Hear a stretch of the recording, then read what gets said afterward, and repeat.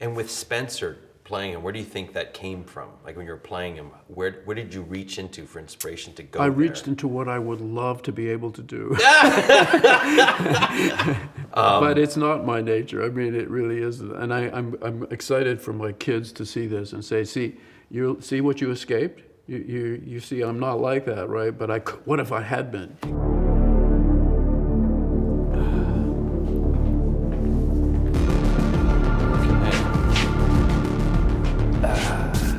It is really good to see you again. Good to see you. It's been a while. I know you guys have been going while I've been doing other things. And apparently my character has been doing some things without me, but I don't want to talk Yes, about for it. Sure. What a strange world, seriously, we live in. Because if someone told me a year and a half ago there's going to be a pandemic, you're going to direct a series in a pandemic, and David Cronenberg is going to be acting in it, Yes. then after you're going to sit down and talk about it, I'd be like, you're crazy, you're nuts. What is this? And here we are. Yeah. But I remember, like Ian Carpenter, the showrunner of the show, and Martin, the creator, we're looking for this major character. It's not like a small character. That's what people hope they understand. It's not just some walk-on cameo. It's major just let character. me mention, people don't know, a call sheet, you have all the characters listed by number, and this was the first time that my character was number 1. Finally. I mean, on Star Trek, I'm character number 29. Yeah. So, but it is a major role. So when we were, the pilot came out, we're reading the pilot, we're really excited. And to be honest, we're throwing around names, and someone brought up your name, and it was like just like clarity, perfect. Something everybody's feeling. Let's go for it. So because I knew you did act before, so eventually the script went to you, and then you met Ian and I to go to the next. I'm curious to know, how was it introduced to you, this show? I think it might have been through Deirdre Bowen, who is a casting person who I've worked with forever. She's terrific. And I read it, and as an actor, you look for something that you haven't done before. I mean, I tend to be cast as doctor, scientist, and generally not emotional, generally kind of cool. And this was a very emotional role. I mean, I got to yell at everybody. But that's what I'm saying. And it's humiliate everybody. It was fabulous. I know. And these are things, in fact, that I don't do in my real life, I have to confess. And it was very cathartic to be a patriarch of a family who rather enjoys humiliating his family members and manipulating them. And it was a challenge. I mean, I thought, okay, they're offering me this because they think I can do it, right? So I guess I can do it. But for me, it's just, I really don't want to be the big flaw in this project. I don't want to be the worst actor on the set. And I'm just hoping. But I did, say some of the lines to myself in the mirror and yell at myself because, as I say, I hadn't yelled on screen before.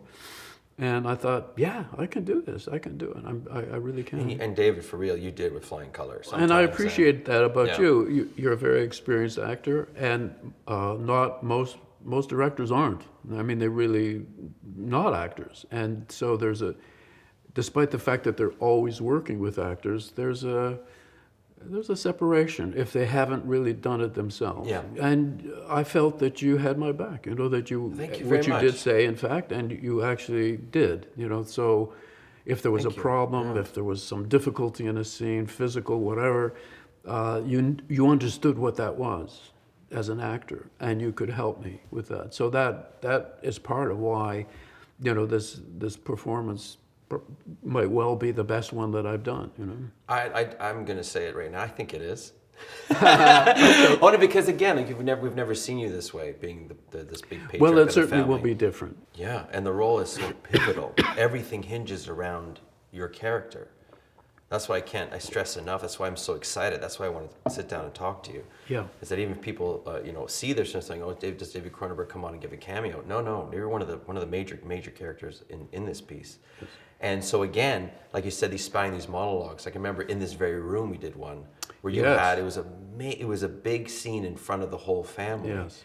Where it's the starting point of what's going to happen in the series. Essentially, you turn that key. And you want me to play a fucking game? A series of games, competitions. Each one of you will be knocked out one by one. No, Dad, I can't do this. You don't play, you can't win. What are we playing for?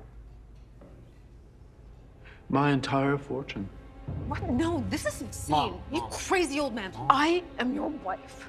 When you die, everything comes to me. Not according to your prenup. Who the hell are you to talk to me about my prenup? Listen, Forget this is unfair. the medical It's actually- doctor. I'm your How'd you eldest. get no? I should be able to Forget get the it medical first. doctor. It's How actually does she know cool. that I'm your eldest. That's enough! Enough!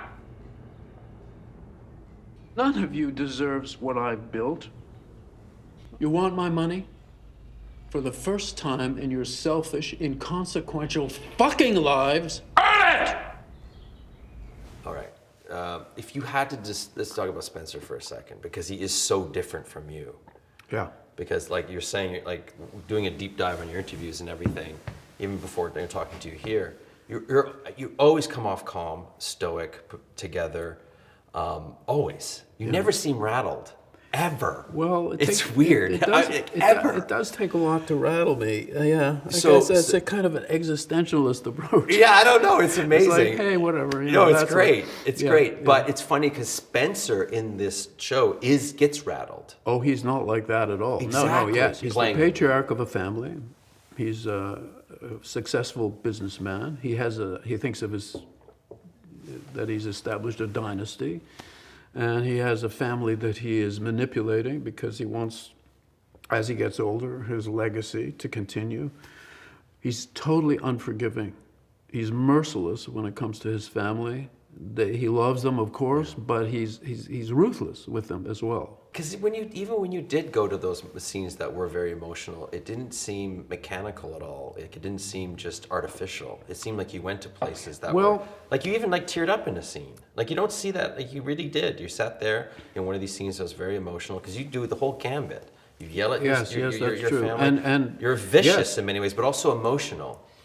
Spencer is not a cool customer. He is very hot and he's very emotional. He restrains it because of his sense of dignity in himself and his sense of propriety, given that he is this patriarch. But he is very emotional and he's romantic. He's weirdly romantic. Yes. Yes, he has very romantic ideas about himself and his women. So that's an interesting combination, because if he were only mean and nasty, like a villain, that's only half interesting.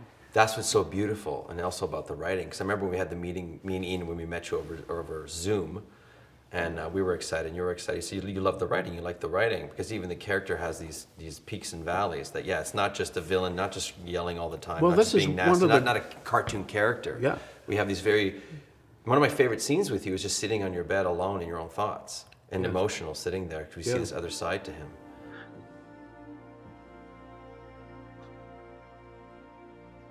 This isn't what she wants. Who the hell do you think you are coming in here? Get the fuck out of this house. Annette doesn't want you locked up in your room crying. Annette. You're on a first name basis now? She needs you to be a man.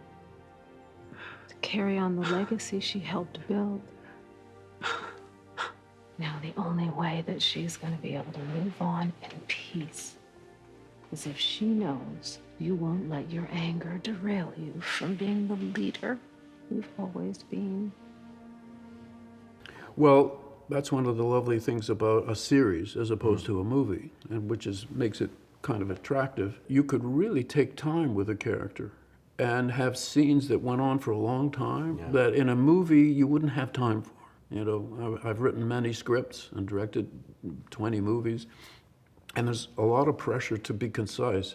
In a strange way, I think movies are more like short stories than they are like novels, whereas a series can be more like a novel, where there's a lot of room to move. Right, but the show is this is where I think, like, even that interview when you were with Carpenter and Landis saying, like, It doesn't just have to be like, oh, gratuitous, you know, violence for no reason. There's no reason for it. It's just to be gross, just a shock. There's nothing underneath it, nothing like interesting to support it. I find this show does that because it is pretty gory at times. Yes. But we seem to, hopefully you felt we've earned it. You know, I'm very body conscious as a person and as a director and as a writer. And for me, human existence is the human body. I know it's a big deal for me philosophically and emotionally and every other way. So a series or a movie that deals with the body. So in a way, I've been defending the horror genre since the beginning, even when I wasn't making horror films, because it's still, horror films are very body focused. And to me, that is existentially, and I'm happy to be pretentious, is existentially really interesting. And of the essence of what it is to be human. And the reason that people respond to horror films and the horror genre in general is, I believe, ultimately because of the awareness of the primacy of the human body. I mean, the human condition is the body. Yes. So I don't think it has to be justified. I mean, I really, when you talk about gratuitous, it depends on your point of view. You know, if you think any violence is gratuitous in a movie, then it is. Yeah, You know, it's very subjective. Right. So I don't see any problem with that. You said something that really struck me. You said, because you're so body conscious, the killing of someone or something is the ultimate destruction. It's the over. Well, it is. It's It is. I mean, there's... And that thought came to me, and I was just like, Yes. oh, wow, yeah. So to see the consequences of it. Yes, violence has consequences, and there are many philosophical and religious approaches to violence which suggest that the killing of a person is the killing of an entire world. That's what you said. It struck me. Yeah, because, and as I say, when you're a parent and you see how the evolution of a child into an adult and the complexity of that, and it just reiterates that. So I can't accept the killing of a person as a sort of an inconsequential thing. I think it's a huge thing. I agree with you 100%. We read about it all the time. 29 people died in this, you know, a fire or a tornado, a mass killing. And to me, it's just plain horrifying. It's rather than it being gratuitous, it's like of the essence. So we do that in Slasher, and I think we do it in that same vein, where it's like, well, you know, you're going to see it. You're going to see how bad this gets. Yeah. And we're not going to shy away from it. To do that in your art is reminding you, taking to the edge, and testing your courage, and also testing your response to, you know, in a way you're rehearsing in your art for what might happen in your life, and then ultimately in your life you are going to be tested that way. You know, the people in your life are going to die, and that's the ultimate, you know, sort of tragedy that's not really a tragedy because it's an inevitability. These are all, to me, very philosophically heavy things that are also very emotional things. Do you find peace? Have you found peace in that? I think I have, actually, yeah. And now that you've gotten older, do you think? Yeah. Well, interesting. you have to deal with it. I mean, you know, I've lost many people who were important to me in my life. And it's been going on for many years and will continue. So you either find philosophy or you take, you know, Prozac or something. The philosophy of Zoloft or whatever. Maybe you think about it or not, you're a legend in the genre. But I remember, like, obviously, I did my homework, and I forgot that you were in Nightbreed. Yes, that was until Slasher. It was my biggest role, I think, in Nightbreed. But you're saying, like, Clive Barker just calls you and says, you know, want to be in my movie, even though you've never acted before? Pretty much. And you're like, sure. I had acted. The first professional acting job I did, well, when we started making films here in Toronto, it was in the 60s, and our inspiration was not Hollywood. It was the New York Underground. You know, Andy Warhol, Ed Emshwiller, those guys. And it was the 60s. It was like, just grab a camera and do your own thing. You don't have to go to film school, which I never did do. Neither did I. Yeah. Yeah, just be self-taught and just learn it by doing it. And we all of us here acted in each other's films because we couldn't afford, real actors. And so I got very used to being either behind the camera or in front of it. Yeah. But at one point, John Landis, who became a friend, asked me to act in a movie called Into the Night, which was one of Michelle Pfeiffer's first movies, and it also starred Jeff Goldblum, and that's Right. where I first met him.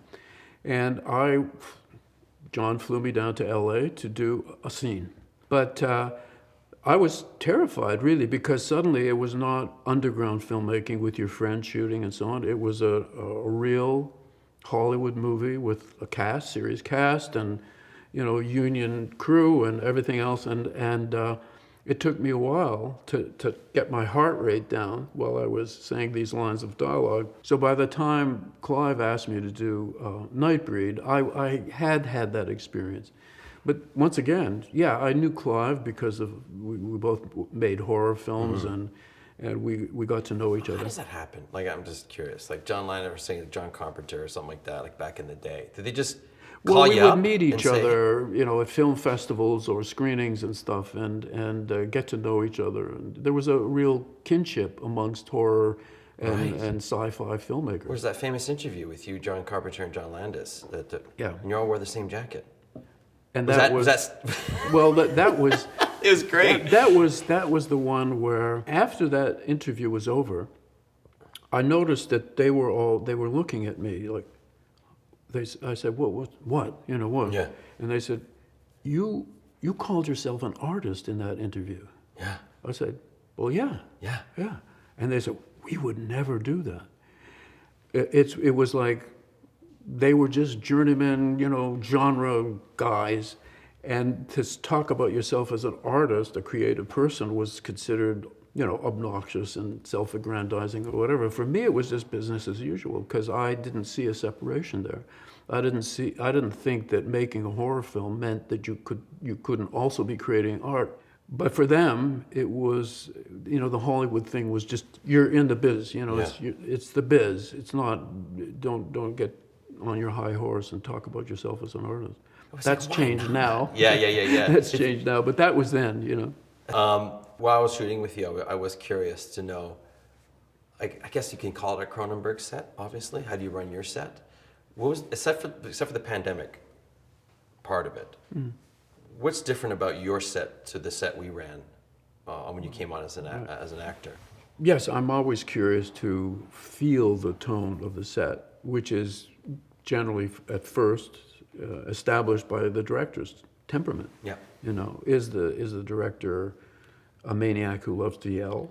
Is the director so insecure that he can't take any criticism? Oh, right. And you pass with flying colors. We have this recorded, right? I think really I'd like it to be calm, collegial, kind, and I have found that works for everybody. For me, it's kind of mushy, touchy-feely, lovey, I have to say, because And it's laughing not exactly a lot, new right? age. It's not new age. I heard that and about your funny. sets. Oh yeah, We laugh all the time. Showrunner and I, we laugh. That's how we get through the day. Yeah, and it's not even. We need the laughter to balance the darkness. It's just natural. I mean, it's just natural Exactly. when you're creating something. I mean, you are like kids. I never lose sight of the fact that this is like kids playing in a sandbox. You're dressing up. You're pretending to be people you're not. You're inventing stuff, and you're doing tricks on each other. So I don't the lose sets sight are of that. similar. The set is similar. So this is something I always wanted to ask you, is, we'll say Evil Dead, for me, is a movie that changed my life. I saw it when I was about 6 or 7 years old, and I've been chasing that ever since. It really just turned me a corner. Do you have that movie for you that you saw when you were younger, where you went, and it kind of finds its way in your films no matter what you do, that just triggered everything? No.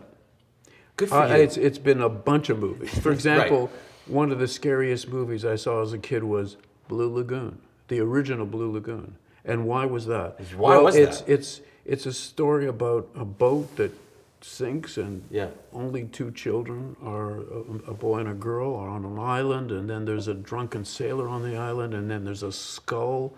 A snake comes up under a skull and lifts the skull up in the cave, and the drunken sailor backs out of the cave and falls to his death, and these two children are left alone on the island to survive, and then they grow to be these beautiful people, and they have their own adventures. And that terrified and fascinated me, partly for one Interesting. thing, that they're separated from their parents. Now, when you're a kid, one of the most horrifying things you could think of is being separated from your parents forever. So a movie that most people wouldn't think of as a horror film, for me, was a horror film. And that was now, that's illuminating for me, because what is a horror film is not always engraved in stone. You know, it depends on who you are and what your experience of life has been. As a kid, I saw a million Westerns. Mostly, when people got shot in those movies, you didn't see any blood. They would Right. just fall down. They'd Right. clutch their chest Yeah, and fall down. that's it.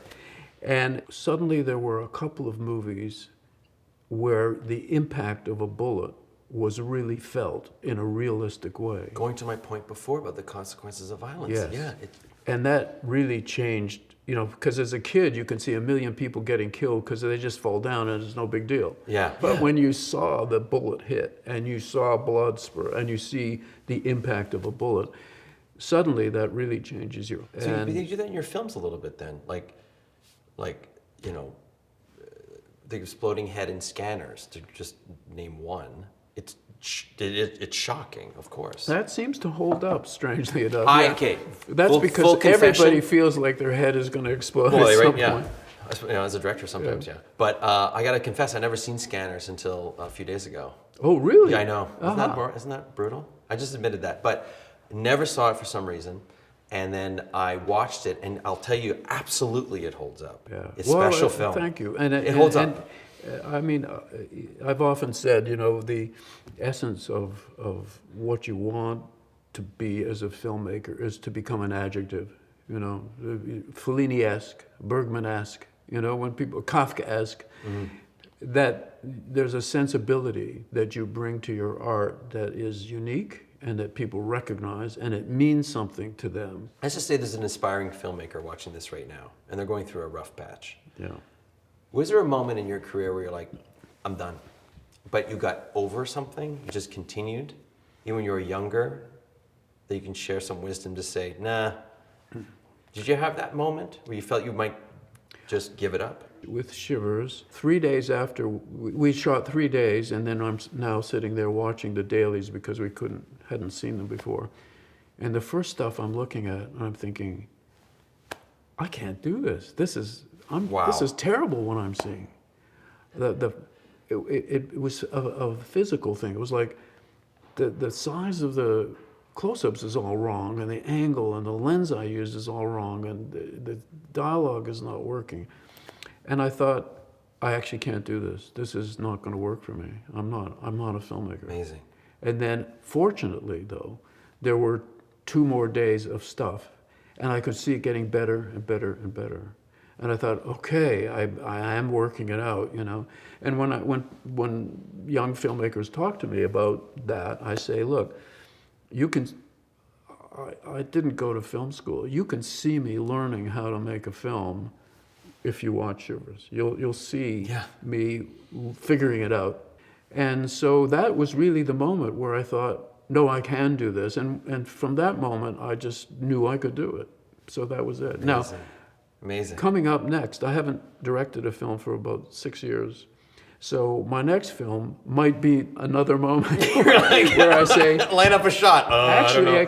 actually, I forgot how to do this. It's possible. Which could be great, though. It could be good. Thank you, David. Oh, this is a lot of fun. Really a lot of fun. I haven't done an interview for a long time. Yeah. Oh, what a pleasure. What a pleasure. Oh, thank you. I wish I'd shake your hand, but yeah, thank you, David. This is so much fun. Love it.